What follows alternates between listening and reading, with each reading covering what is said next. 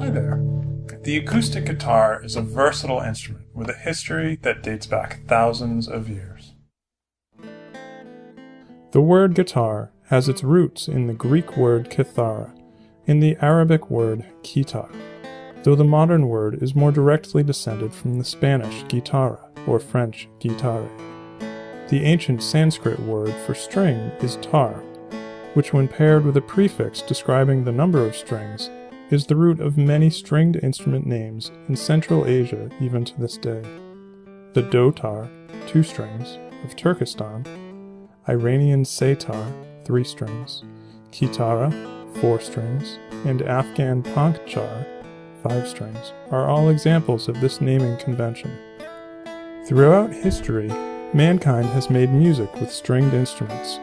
Put a stick through a hollowed-out gourd and stretch some type of string along the stick, and you have a resonating instrument which bears more than a passing resemblance to an acoustic guitar. Many such instruments, known as bowl harps, have been found by archaeologists studying the ancient Sumerian, Babylonian, and Egyptian civilizations. While bowl harps generally featured a curved stick as a neck, ancient Persians and Egyptians also played the tanbur, an instrument featuring a straight neck, enabling the player to push on the string along the neck to change the string's pitch. Dating to approximately 1500 CE, the tanbur is most likely the ancestor from which the modern guitar is descended.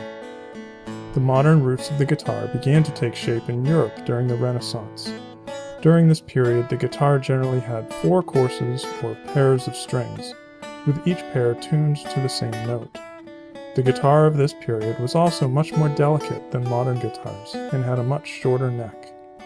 Guitars with 5 and 6 courses of strings followed until in the late 1700s, the first guitars with 6 single strings made their appearance.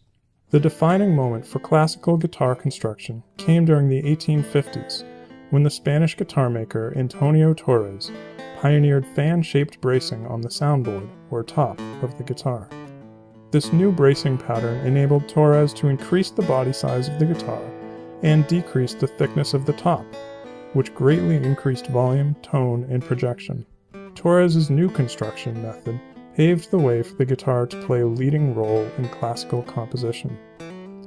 Torres's fan-shaped bracing is still the preferred bracing method for classical guitar makers today.